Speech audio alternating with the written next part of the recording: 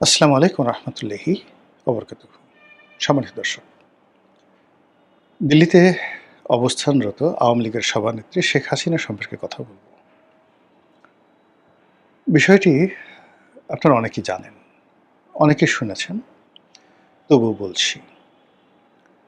সেটি হলো, ভারত সেই দীর্ঘদিন থেকে এটা প্রাণান্ত চেষ্টা করছে বিএনপির সঙ্গে একটি সমঝোতামূলক সম্পর্ক তৈরি করার জন্য। সেটি অনেক আগের থেকেই। আপনি ধরুন, বিএনপি যখন ক্ষমতায় ছিল, আ সেই দফাতে যখন টাটা আ বাংলাদেশে বিনিয়োগ করার জন্য সেই রতন টাটা চলে এসেছিলেন এবং বাংলাদেশ যখন ভারতে গ্যাস রপ্তানি করার ব্যাপারে নীতিগত সিদ্ধান্ত নিয়েছিল, ঠিক সেই সময় থেকে ভারতের সঙ্গে বিএনপির একটা ভালো সম্পর্ক তৈরি হওয়ার একটা পথ তৈরি হয়েছিল।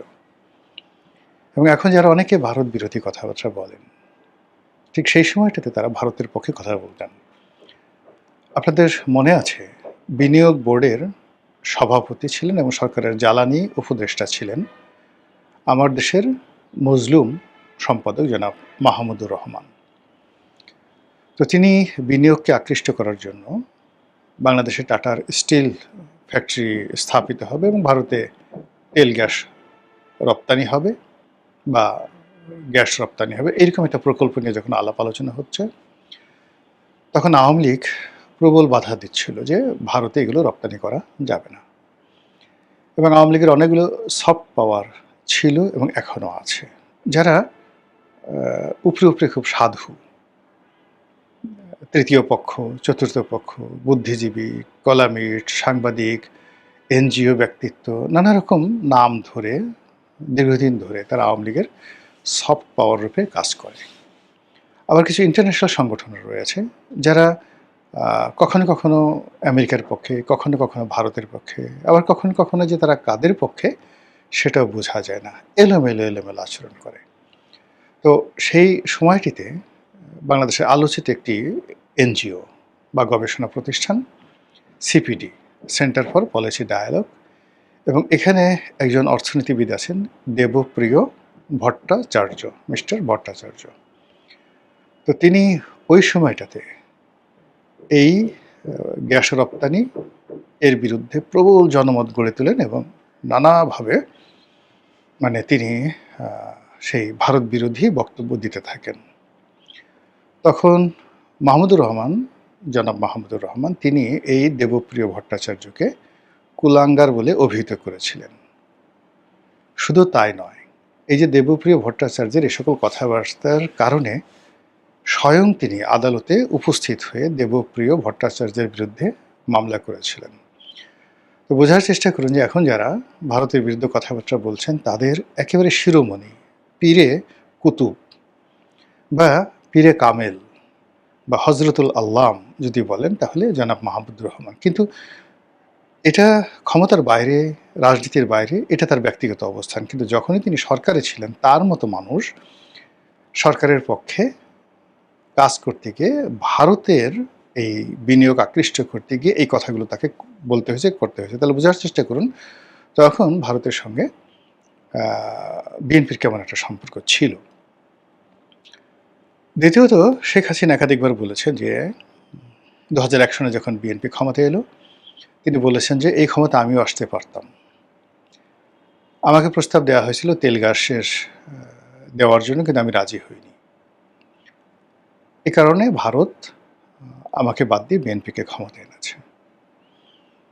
আবার বিএনপি যে সেই ক্ষমতায় থেকে চলে যাওয়ার পরও তাদের সাথে তাদের যে যোগাযোগ, এটা বন্ধ হয়নি। তার প্রমাণ হলো, যখন বেগম জিয়া বিরোধী দলীয় নেত্রী হিসাবে সম্ভবত ২০০৯ বা ১০ সনের দিকে তিনি ভারত ভ্রমণে গিয়েছিলেন, তাকে কিন্তু তখন সরকার প্রধানের বা রাষ্ট্রপ্রধানের প্রোটোকল ভারত দিয়েছিল। স্বয়ং প্রধানমন্ত্রী মনমোহন সিং সেখানে এসেছিল। তো এই হলো ভারতের সঙ্গে বাংলাদেশের সম্পর্ক, ভারতের সঙ্গে বিএনপির সম্পর্ক, ভারতের সঙ্গে আওয়ামী লীগের সম্পর্ক। যদিও আওয়ামী লীগের যারা নেতৃবৃন্দ রয়েছেন, তারা ভারতে আছেন, কিন্তু আওয়ামী লীগ খুব ভালো করে জানে যে তাদের ক্ষমতাচ্যুতির পেছনে ভারতের একটা গ্রিন সিগন্যাল আছে। যদিও তারা ভারতে আশ্রয় লাভ করেছে। আমাদের মধ্যে ক্ষুদ্র ক্ষুদ্র মানুষ যারা খুব কম বুঝি, আমরা কিন্তু সেই 2012-13 সন থেকে বলে আসছি, কন্টিনিউয়াসলি বলে আসছি বহুবার টেলিভিশন টক শোতে, যে আগামীতে যে বিএনপি ক্ষমতায় আসবে, ভারতের গ্রিন সিগন্যালে আসবে এবং আওয়ামী লীগ ক্ষমতাচ্যুত হবে, ভারতের কারণে ক্ষমতাচ্যুত হবে এবং ভারত আওয়ামী লীগকে ক্ষমতাচ্যুত করে আবার শেখ হাসিনাকে তাদের দেশে আশ্রয় দিবে। তো বোঝার চেষ্টা করুন, 2024 সনের আগস্ট মাসেরও 10 বছর আগের থেকে এই বাংলাদেশে বসে আমরা এই কথাগুলো বলেছি। আমরা আরও বলেছি, অনেকে বলেছি কিনা আমি বলেছি, যে বঙ্গবন্ধুর হত্যাকাণ্ডের সঙ্গে সরাসরি ভারতের সম্পৃক্ততা ছিল এবং ভারত জানতো। মানে সে কনস্পিরেসিটা অনুমোদন করছে কিনা জানি না, কিন্তু তার এটা জানা ছিল। তো এনিওয়ে, একটা অনেক কর্তৃত্বের অনেক শীর্ষ পর্যায়ের অবস্থা। তো এই ভারতের সাথে সত্যিকার অর্থে দরদাম করা, খেলাধুলার ক্ষেত্রে আওয়ামী লীগের যে সভানেত্রী, সে রীতিমতো পিএইচডি ডিগ্রি অর্জন করেছে। বাংলাদেশে তার মতো ভারত বিশেষজ্ঞ আর কেউ নেই। ভারতের কলকাতা, আসাম, ত্রিপুরা, এরপরে দিল্লি, গুজরাট, এরপর মাদ্রাস, মুম্বাই, প্রত্যেকটা এলাকাতে যে সকল রাজনীতিবিদ রয়েছেন, বরেণ্য রাজনীতিবিদ, যাদের ভারতের পার্লামেন্টে, সরকারে, রাজ্যে প্রচণ্ড ক্ষমতা রয়েছে, তাদের অনেকের সঙ্গে শেখ হাসিনার ব্যক্তিগত সম্পর্ক রয়েছে এবং তিনি সেটা গড়ে তুলেছেন। আবার এই ভারতকে পিছনে হাত বুলিয়ে, মাথায় হাত বুলিয়ে তাদের প্রতিপক্ষ চীনের সঙ্গে সমঝোতা করার যে ক্ষমতা, এটা শেখ হাসিনার ছিল এবং এটা করে তিনি 17 বছর টিকেছিলেন। আবার সেই ভারতকে বিরক্ত করে দিয়ে, সেই ভারতকে এমন একটা পরিস্থিতি তৈরি তিনি করে ফেলেছিলেন যে ভারত তাকে আশ্রয় দিতে বাধ্য হয়েছে। আবার এখন ভারত বাধ্য হচ্ছে তাকে, যাকে বলা হয়, প্রোটোকল দিতে এবং তার সমস্ত কর্মকাণ্ডে প্রণোদনা দিতে। এটা তারা বাধ্য করেছে এবং এই কাজগুলোর সঙ্গে যেমন তার শক্তি, সামর্থ্য, বুদ্ধি, প্রজ্ঞা, কৌশল সব কিছু আছে, তার সঙ্গে সঙ্গে আবার একটা বেপরোয়া সাহসও আছে, এতে কোনো সন্দেহ নেই।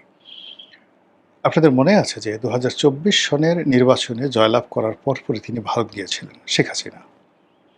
সত্য মিথ্যা বলি আমি জানি না, কিন্তু সবাই যেটা মোটামুটি ওপেন সিক্রেট হয়েছে যে ওই সময়টাতে তিনি নরেন্দ্র মোদীকে একটু রীতিমতো খোঁটা দিয়েছিলেন একান্তভাবে, নরেন্দ্র মোদীর যে সংবর্ধনা অনুষ্ঠান, যে আপনি এত কম সিট পেলেন কেন, আপনি কীভাবে ইলেকশন করতে হয় ইচ্ছা করলে তো আপনি আমার সাহায্য নিতে পারতেন।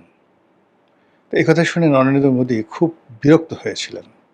অনেকে বলছে যে না, এটা এ ধরনের কোনো কথাবার্তা হয়নি, কিন্তু বাস্তবতা হলো যে শেখ হাসিনার পক্ষে সম্ভব ফুট করে, টুস করে যে কোনো কথা যে কোনো লোকের মুখের উপরে বলে দেওয়ার মানে একেবারে দুর্দান্ত ক্ষমতা তার রয়েছে। যাই হোক, এরপর তিনি সেখান থেকে ফিরে এলেন। এখন যে কথাটা নিয়ে আলোচনা করব সেটা হলো সাম্প্রতিক সময় যেটি ভাইরাল হয়েছে।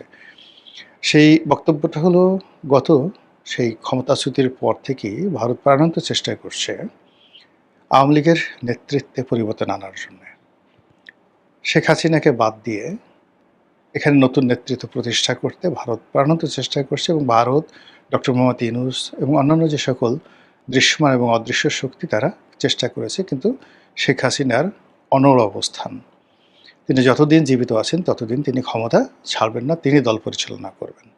ফলে কি হলো, ভারত চেয়েছিল যে বিগত নির্বাচনে আওয়ামী লীগ অংশগ্রহণ করুক, ডক্টর মোহাম্মদ ইউনূস একটা ছাড় দিতে চেয়েছিলেন, তো কিন্তু শেখ হাসিনার সেই অবস্থানের কারণে সেটা হয়নি।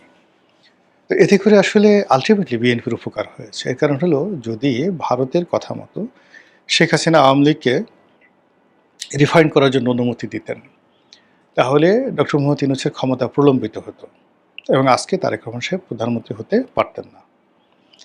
দ্বিতীয় হলো, শেখ হাসিনা এবং ভারত যুগপৎভাবে বিগত নির্বাচনে বিএনপিকে সাপোর্ট দিয়েছে এবং সেটা যদি না হতো, জামাত যেভাবে ম্যাটিকুলাস ডিজাইন করেছিল, জামাত ক্ষমতায় চলে আসতো।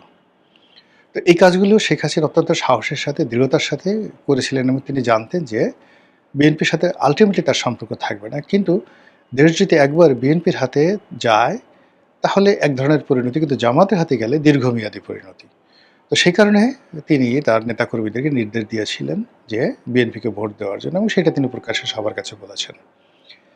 সবচেয়ে আশ্চর্য একটা কথা যে সম্প্রতি যেটা ভাইরাল হয়েছে, সেটি হলো তিনি ভারতের মাটিতে বসে তিনি হুমকি দিয়েছেন যে আমি কি বলবো না না বলবো, কিভাবে রাজনীতি করব না না করব, দেশে কখন যাব বা না যাব, এটা একান্ত আমার ইচ্ছা।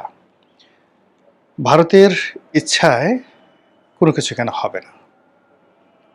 এখন বোঝার চেষ্টা করুন, এবং এই কথা অনুযায়ী কিন্তু দেখুন, আবার ভারতের পররাষ্ট্রমন্ত্রী মিস্টার জয়শঙ্কর তিনিও বলেছেন যে হাসিনা জি আমাদের সম্মানিত মেহমান, ফলে তার আসা না আসা, তার থাকা না থাকা, এটা পুরোটাই তার ইচ্ছার উপর নির্ভর করছে। তো এই যে এই সময়টিতে এসে, এরকম একটা ক্রিটিক্যাল মোমেন্টে এসে তিনি দিল্লির মাটিতে বসে যখন হুঙ্কার দিচ্ছেন যে এখানে আমি কি বলবো না না বলবো, এটা আমার ইচ্ছা, নরেন্দ্র মোদীর ইচ্ছা না বা ভারতের ইচ্ছা নয়, আর এখানে আমি থাকবো বা না থাকবো এটাও ভারতের ইচ্ছা না, এটা আমার একান্ত ব্যক্তিগত ইচ্ছা। তো এই কথাগুলো রীতিমতো ভাইরাল হয়ে পড়েছে, এবং এই কথা যখন নরেন্দ্র মোদী নিজেও শুনেছেন, আপনি দেখেন যে এখনো পর্যন্ত কিন্তু নরেন্দ্র মোদী কোনো শব্দ করেননি। কাজেই যে শেখ হাসিনাকে নিয়ে আমরা সমালোচনা করছি, যে শেখ হাসিনার সাহস নিয়ে দেশে আসতে পারবে কি পারবে না, সে আসবে কি আসবে না, আপা আসবে কি আসবে না, এগুলো নিয়ে যারা কথাবার্তা বলছি, তারা এই বিষয়গুলো নিয়ে যদি মূল্যায়ন করেন, তাহলে বুঝতে পারবেন যে আসলে আমরা যা চিন্তা করছি, ভাবনা করছি বা যা কল্পনা করছি, তার থেকে শেখ হাসিনার চিন্তা এবং চেতনা বহু বহু যোজন দূরে। রহস্যময় চিন্তা তিনি করেন, রহস্যময় কর্মকাণ্ড করেন, এবং সারাটা জীবন একেবারে সেই শৈশব মানে কৈশোর থেকেই বেপরোয়া চালচলন করেন। তাকে বলা হয় ক্যাশ চাই ওম্যান। আমরা বাংলায় যেকে বলি বিলাই চোখের মেয়ে মানুষ, আঞ্চলিক ভাষায় বলা হয়। তো যে সকল মেয়েদের বা মহিলাদের ক্যাশ চাই থাকে, তাদের দৃঢ়তা, তাদের সাহস, তাদের শক্তি, স্বীকার করার ক্ষমতা, স্বীকার ধরার ক্ষমতা, প্রতিপক্ষকে ভয় দেখানোর ক্ষমতা কি অসাধারণ থাকে। যারা জানেন তারা এই ক্যাশ চায়ের যারা মহিলা বা মানে পুরুষ নয়, কিন্তু ক্যাশ চায়েরই মহিলা, এই তাদেরকে জমের মতো ভয় পান। এ কারণে প্রকৃতি তাদেরকে ওইভাবে তৈরি করে দিয়েছে।